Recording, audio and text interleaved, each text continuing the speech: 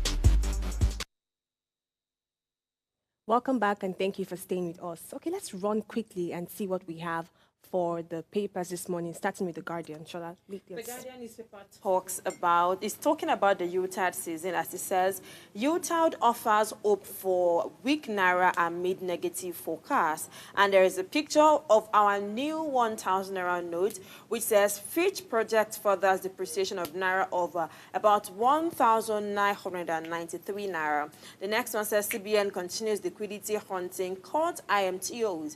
And still on the 1,000 Naira notes, Nigeria and FX reserve position unknown.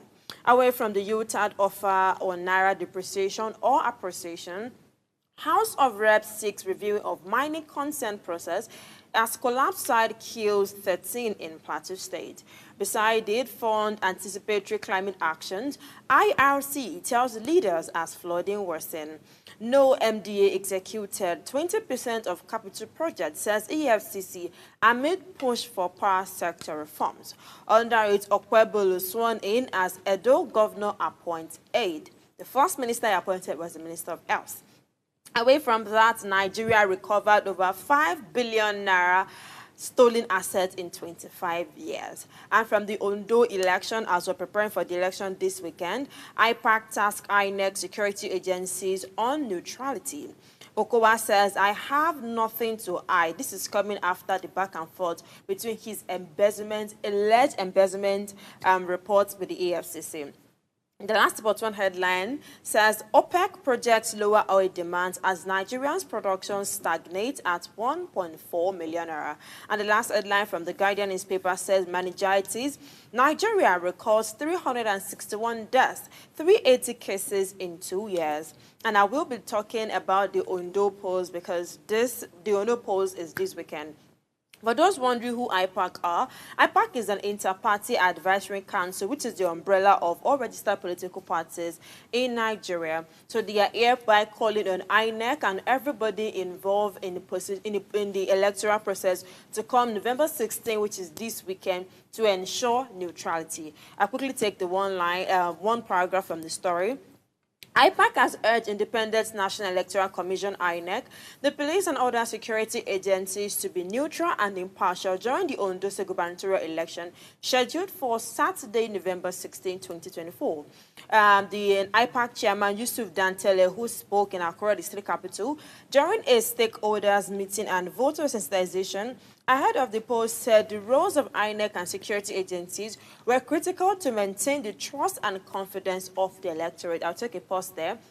In one word, is saying that the IPAC, which I said earlier, are the umbrella body of a registered political party in Nigeria. They are telling the INEC, the security agencies, everybody involved in this election to please ensure neutrality because the larger chunk of the election depends on them. It is how you carry our election for us that we can boldly say, okay, our election was free, fair, credible, and transparent. And Ondo State is known for vote buying and selling. I mean, Ondo, Ekiti were known for vote buying and selling. So this time around, we need our INEC to ensure that there's no room for vote buying and selling. We need our policemen, our security agencies, either our Motekun will be there or not. We need all hands on deck to ensure that this election, we are either voting who we want, who the people want, not because they are being tossed over by 10,000 that they will not end up collecting. And that's it from the Guardian newspaper. All right, let's see what the New York Times has and then come back to the Punch. All right, there's really nothing, fascinating about the New York Times, but I'll just quickly read the headline. And by the right side of the newspaper, we have many Democrats sat out election. By the left side of the newspaper, detailing how Israeli visitors were attacked. The middle of the newspaper, economic fire haunts Europe since United States vote. Next to that, flooding California count delays House results. Bottom of the newspaper, recycling influencer creates a window on Colombia's poor. Next to that, which is the last headline on the newspaper, says, sunset years in silent houses, the despair of no grandchildren. So honestly, like I said, there's really nothing, there's nothing fascinating here. The only news I would say, okay, I would probably want to just, just put my mouth on would just be on the first one, which is by the right side of the newspaper, around many Democrats sat out election at cost to Harris. I feel like that's just them giving an excuse. So there are some persons that felt like, okay, they really do not align with what the Democrats stand for, right? And somehow they felt like, okay, the Republicans are a bit too rigid. So they end up not voting at all. But again, we already have the president-elect, so I really don't know why this news is quite important for the New York Times to actually put it out there. But yeah, if you find any of the headlines interesting, you can actually just check them out on their website. All right, let's see what the Punch has to say. The major headline screams Ondo poll. Shettima leads APC mega rally as governors Ajayi scams alleged rigging plot. Parties inspect sensitive materials today. Atiku campaigns for Ajayi, adjusting son backs governors. Federal government services foreign debt with $8.3 billion. Child abuse scandal. Archbishop of Canterbury resigns. Minister unveils 240 kilowatt solar car park donated by Azura Power at UNN. Tax panel proposes relief for loss-making firms. Ondo prophetess arrested over mother-child's death in church. Grid collapse, EFCC probes electricity contract. Above the major headlines, we see Okpebolo takes over in Edo. Oshumole's son makes cabinet. Interesting. Autonomy, federal government, local government signs agreement. Army buries Lagbaja on Friday. And Dangote, Ipman members load petrol at 990 naira per liter. All right, like God's Beauty said, I think there's really nothing fascinating in all the news this morning. That's because it's more like a repetition of some things that we've had over the week from Monday. We're waiting for more updates to now have it become more fascinating. All right, that's all we can take for the headline news this morning. We'll take a short break. When we return, our guests will join us via Zoom as we discuss mental health and relationships. So please stay with us. We'll be right back shortly.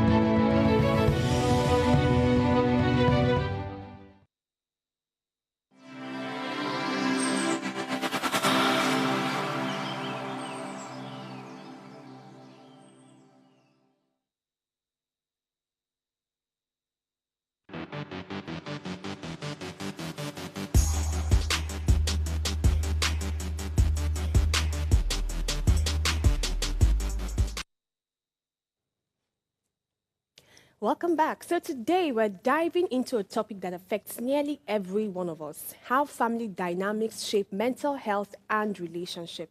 Now, family is often seen as that, abode where we first learn about love, conflicts, boundaries, and support.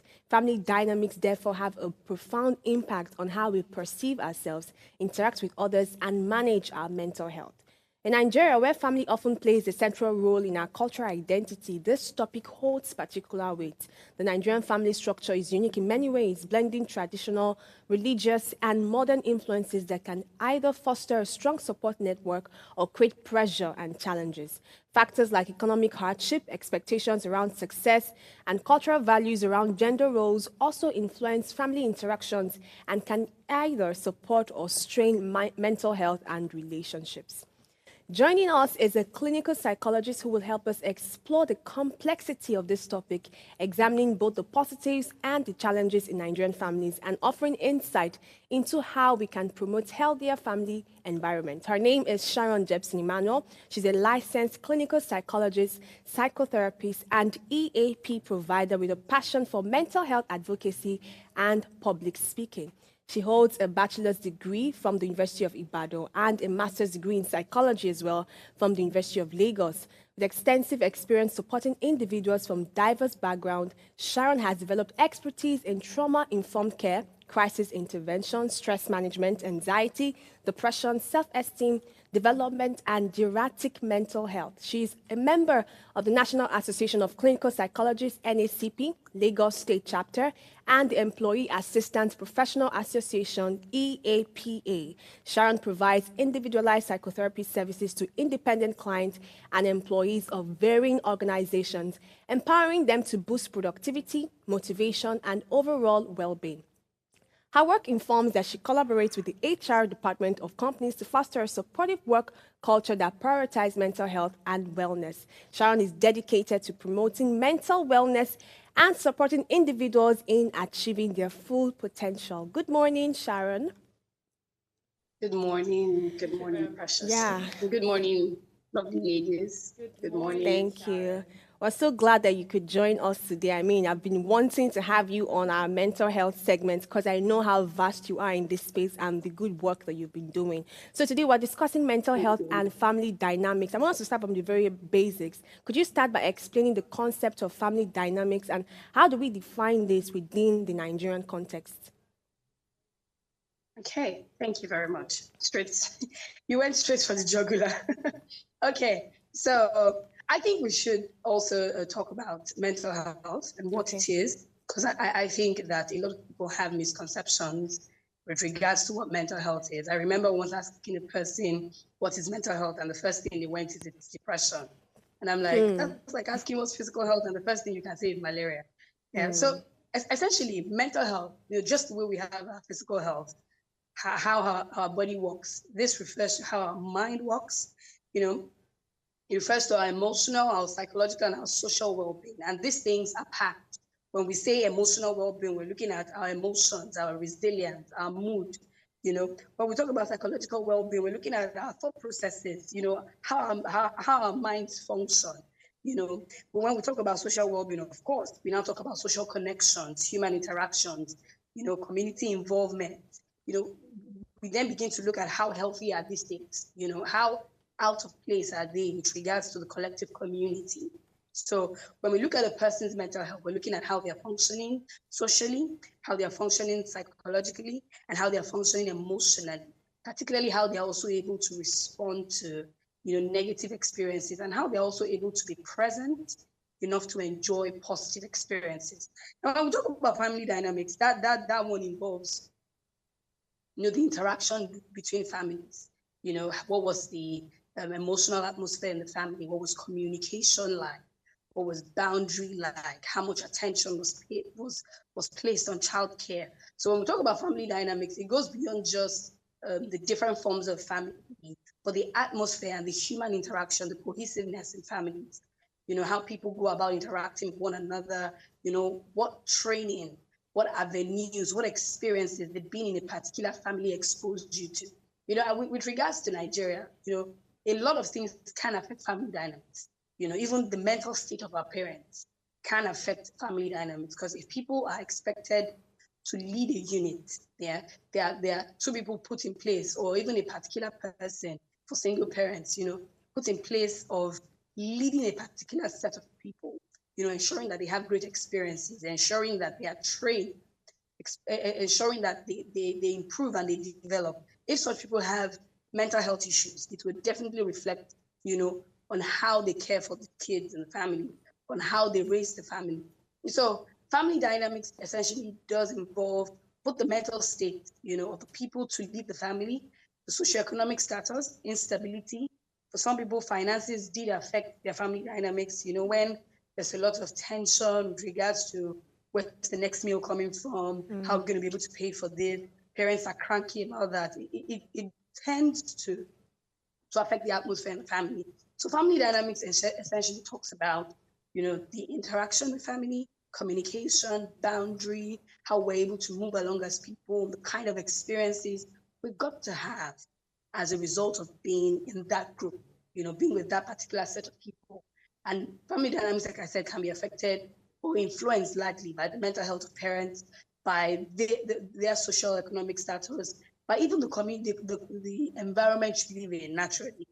If a family is trying to grow up in a way, is trying to be in a war-torn zone, that's a different family dynamics from another family that is in a peaceful place. So you can imagine parts of Nigeria have gone through war, insurgents, gone through terrorist attacks, and all those things. You can imagine what families would be like, resources that are available and having to grow in such an environment. So yeah, family dynamics does go from both the economic to the physical to the mental, and to the environmental. Yeah, so it's a mash of so many things that come together to create the experiences we have in our developmental stages till now. Yeah. Thank you. Thank you very much, ma'am. Your bio says a lot about you and how long you've been in this industry. And I'm curious to know, because, this is something I've always looked forward to talk about, how it is believed that a child experience as a child, an adult experience as a child, is either still affecting their view about life or affecting their mental health or how they relate to people. And I want to ask that, based on your expertise, on your years of experience, what's the most prevalent mental health issues that you've seen and you can, okay, this is the major cause of all of these things? I'm not sure I got the question. The most prevalent mental health condition. Condition, right yes, now, please. Yes. That can be that you've witnessed over the years. Okay, anxiety and depression, really. And anxiety, depression, communication style, just being able to have healthy relationships. And there's nobody that fell from the sky. I think that's where we need to start. No one fell from the sky. So It means that the experiences you have in your earlier years, particularly when you are very impressionable, you are hardly able to say, this is not right, this is wrong, and you're relying on the grown-ups in your life, to be able to teach you things. A lot of times at that time is when we have the foundation and the framework for a lot of mental health conditions that we have. Even as little as much, not even little, as low self-esteem. It comes from families. It comes from what you experience growing up. So our developmental stages are growing up, younger years. It does greatly affect anxiety, predisposes us to anxiety, to depression, to self-esteem issues, to communication issues, even to attachment styles in romantic relationships or even in relationships generally. Yeah, and that's because our upbringing, our environment is one major part of how we get mental illnesses. Yeah, because mental illnesses can be caused by a varying range of things. For some people, it's genetic. They are predisposed to it, of course, because they have the genetic encoding for it. Yeah, and then it's not unfortunate that they then have environments that foster these things and bring them up again. And then for some people, they're not genetically predisposed, but environmentally predisposed, in the sense that if you grow up around a person who is very anxious, if you grow up in a place where you were criticized, if you grew up in a place where little or no attention was paid to you, if you were neglected, if you grew up in a place where, as a child, you literally had to monitor the emotions of parents. For example, parents who are involved in violence, domestic violence. Kids have to become very fast, essentially become much more emotionally sensitive, so that they can easily know when this person is angry. I stay off. What do I do to ensure that daddy or mommy does not get angry today? What do I do to just ensure that everybody is fine? So you find out that at that little age, having to be concerned about the emotional state of adults can greatly affect your own experience of life, so that you are very tense around people. You literally take it as your responsibility to manage the emotional temperature in the room. For some people, it's a lot of anxiety that gets to be developed. That not feeling safe, not feeling that what's the next thing that could happen. You could be laughing now at this moment, and the next moment everybody's fighting. One person is beating the other. And before we know it, one person is hospitalized. So a lot of anxiety, depression, low self-esteem, communication style, attachment style, a host of things, can be traced to our developmental stages. Yeah. All right.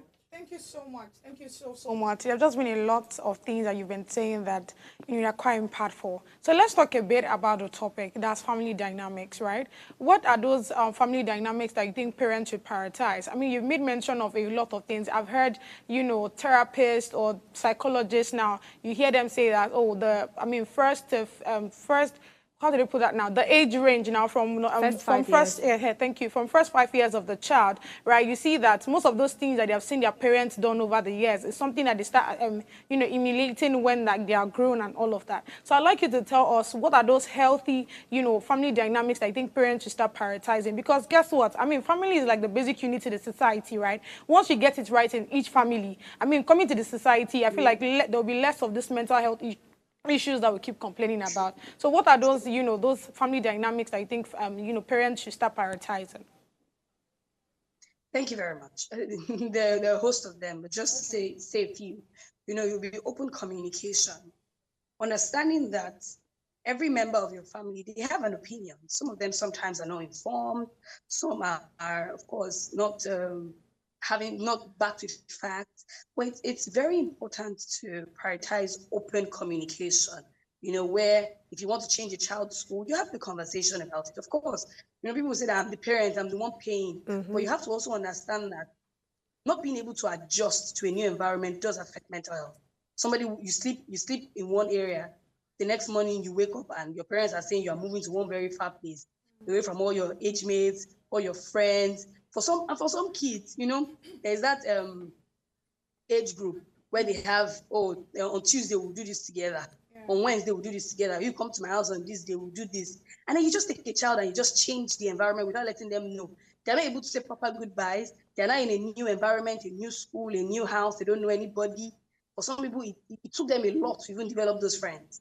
Now you have put them in a new place and they have to start that process all over again. And for some people, they moved a lot from one school to another area, to another house. And there was hardly anybody preparing them for that change. Yeah, because, and I say this because as adults, a lot of Nigerians who have jackpot, are having issues acclimatizing and adjusting to the new environment that they've been placed in. You are removed from what you're familiar with and put in an entirely strange place. It's a good change. You went there for education. You went there for work. But now you're having to understand that it's more than what you went there for. The other props in society, your friends, the things you're used to, the food you're used to eating, it's no longer available, and then it begins to affect you. So open communication. If you want to make any change with the child, if you've noticed anything that you don't like about things, any adjustments you want to make, have a conversation as a family. Carry people along so that they can make the effective or the necessary changes or preparations for the new change that is coming on. Also, emotional support, not telling a person snap out of it, why are you sad? What is having conversations? Why are you sad? What's going on? Why are your grades down? What happened? It's very good to have conversation. Nobody's saying you wouldn't end up punishing, quote, of course, I'm against corporal punishing, beating up a child and all of that. That's a form of abuse. But what I mean essentially is, it doesn't mean that you would not met out the consequence of an action. But it's always good to understand why a particular behavior even came on. So if it's low grades, your child or somebody in your family fighting with somebody, it's good to understand. It doesn't mean that after you've understood, you wouldn't do what is necessary as a repercussion or a punishment for that behavior. But it's important to understand, emotional support, like I said, respect and empathy. Nobody's too small to be respected. That a person is a 5-year-old in family, 10-year-old, it does not mean that they are inconsequential. People's boundaries being respected, empathy, being able to sit with the person in their emotion, understand from their point of view. It's very important. Collaborative problem solving too. This one is particularly important because it helps us as adults to also be able to problem solve. Where you don't just see a problem and just say you solve it. Being able to sit with a person, okay, this has happened. What do you think?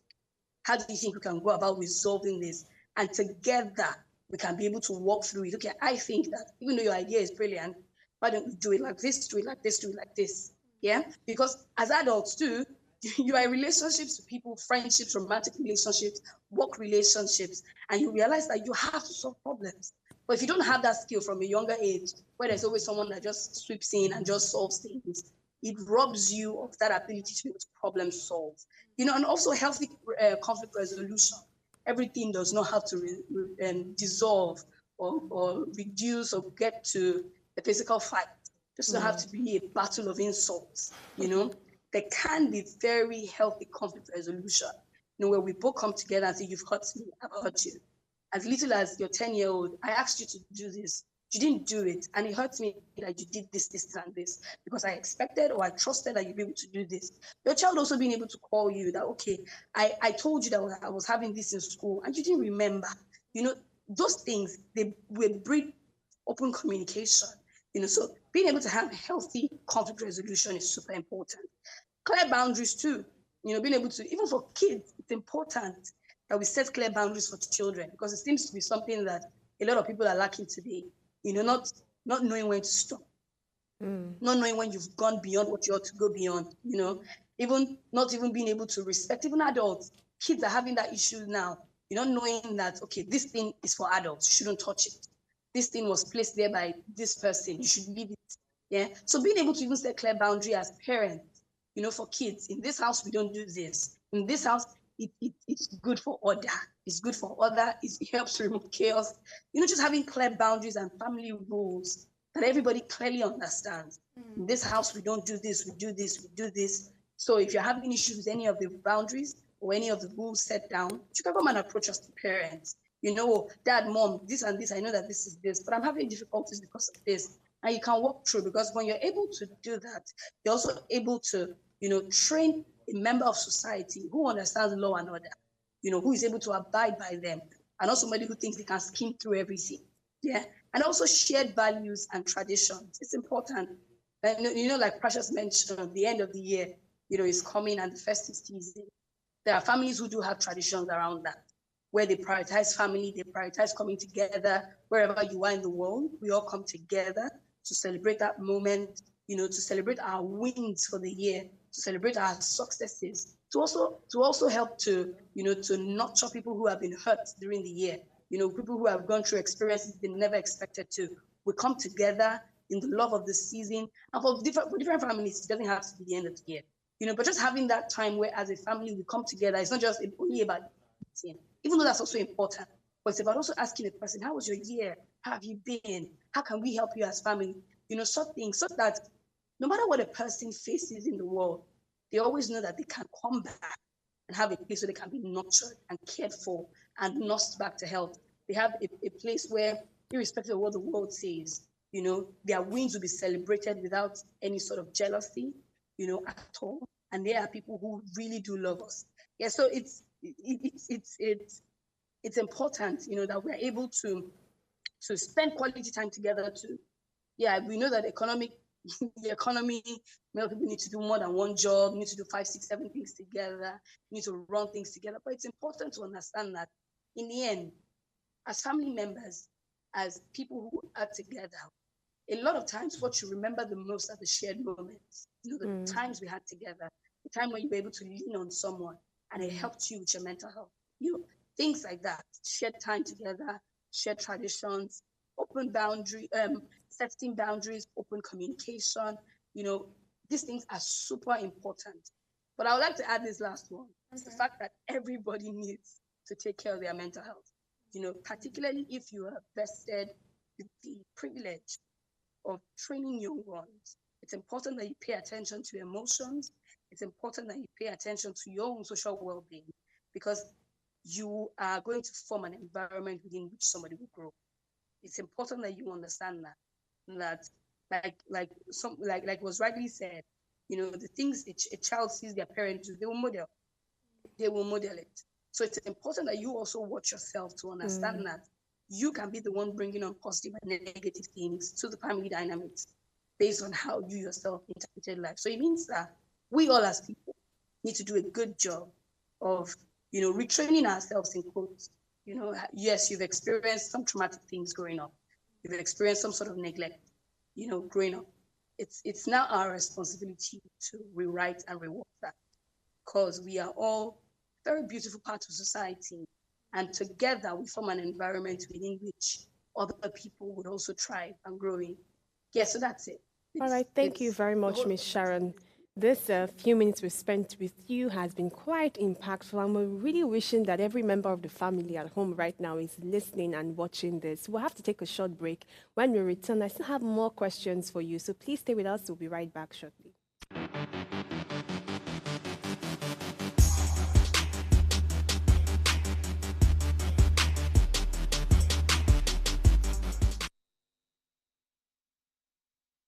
Looking to take your business to the next level through partnerships? Then join us every Thursday at 10 a.m. for Partner Up. Whether you're an entrepreneur, marketing, sales, or partnership professional, Partner Up is here to give you the tools you need to succeed. From in-depth interviews with industry experts To real-world case studies of successful partnership strategies that drive innovation and business growth. we dive deep into what it takes to form successful partnerships. Thursdays, 10 a.m. Don't miss Partner Up.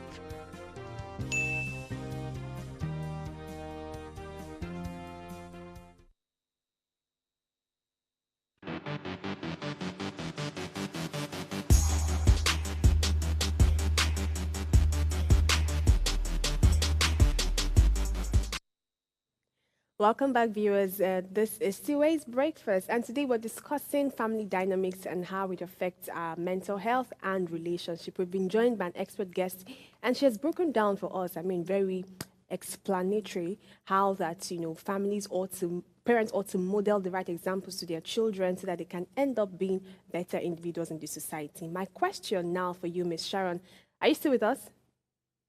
Yeah, I am. Oh, great. Okay. So now we've seen that recently we hear a lot of people talk about gender expectations and gender roles. For example, I'm the first daughter in my family.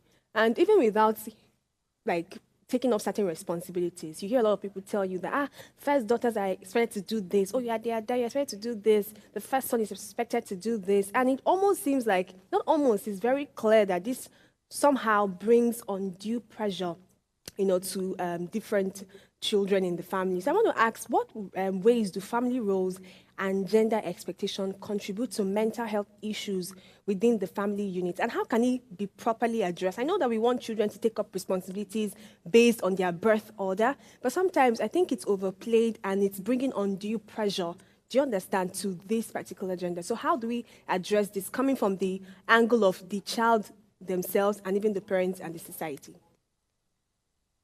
Yeah.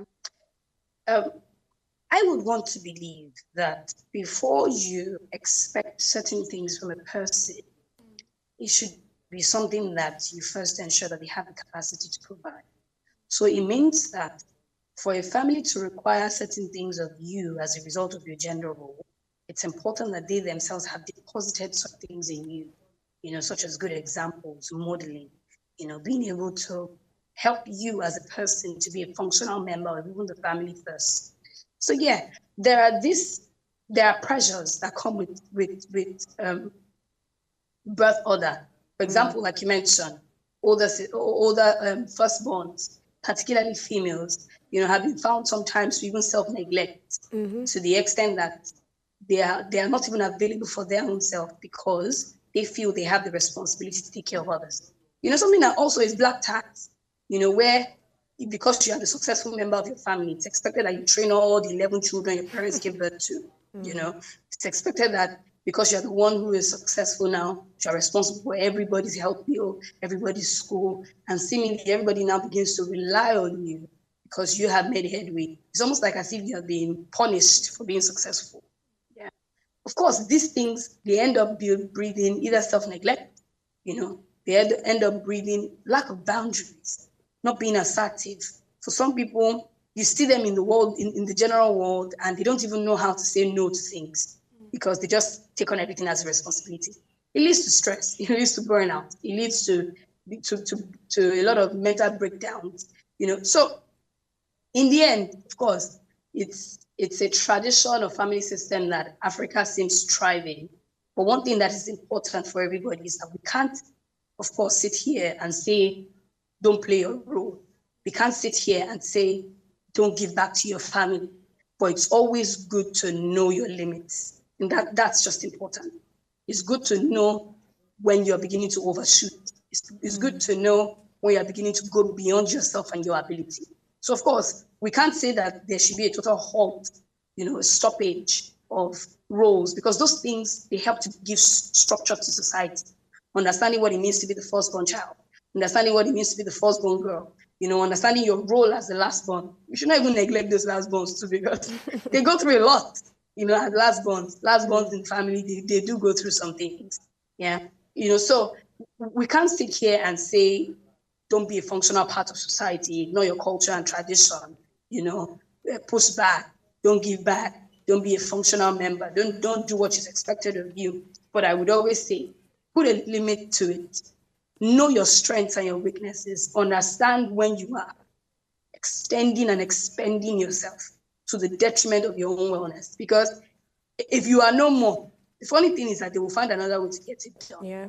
They will. So it's important that in carrying out our duties or playing our roles, whatever form or position, it's important to know your limits. It's very important to know your limits. I think that's it. It's really knowing your limits, being able to help to the best that you can, and being able to understand that you cannot solve everybody's problem. Yeah. So whatever it is, and of course, collaboration. If you find out at any point that there's anything that's required of you and you're unable to do it, seek help. That's the beauty of beautiful family dynamics. You can always say, this thing is required of me, but I don't know. Sometimes you might have a cousin who's also in that position and has done something similar effortlessly. You can approach them. Or how did you do this? So it's important to also be communal in how we carry out our roles and responsibilities. But very importantly is knowing your limits, the extent to which you can stretch. Know your elastic limit. Yeah, and don't so stretch yourself that you snap, and going forward, you're even unavailable for everybody. So it's important that we know our limits. We can't say culture should end.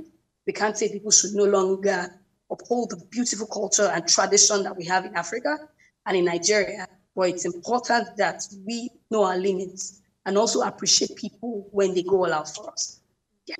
Thank you very much, Ms. Sharon. Thank you. When there is a problem, when we've identified a problem, means there's a solution lying around. And you've identified different mental health issues that should be instilled in a child. You talked about communication skills. You talked about giving them good self-esteem among others. Now, we are now adults. Most of us are going around with most of the things we learned from our parents. At times, we don't even know we have this bad behavior, so to say, or maybe not bad, but maybe it's childhood. I'm trying to put it in a way that is not sounding really bad. What are the steps to do to work out of these things, to leave them behind, and to ensure we become a better person? Because you said we are a beautiful part of the society. So we want to be intentional about being a beautiful part of the society by leaving behind enough of this is who I am. Yeah, I don't like to say enough of making excuses. We want to be intentional about getting better. What are those steps to take to ensure we are better? Thank you. I think the first thing always starts with being honest with yourself enough to know that there's a problem. Yeah. I think one thing that even in therapy I experience a lot is people who are not self-aware. And when you say self-aware, in the sense that, like you said, this is who I am, take me as I am, it's good to move on from this is who I am, take me as I am, to understanding that there really is something you need to work on. Yeah. So I would say that the very first thing is being able to recognize that there's a problem or something to deal with. And that just starts with being honest with yourself enough, to ask yourself, look at your relationships, just look around at your friendships and your relationships. What's going on there? Look at yourself within your family. What's the atmosphere? What are things like in the family? So it's essentially being able to first get to a point, because it's one thing for somebody to point out you have a problem or you have a certain area of your life you need to work on. It's another thing to accept it, because if the person is not at a state of acceptance, there really is nothing you can do to help them. You can't force help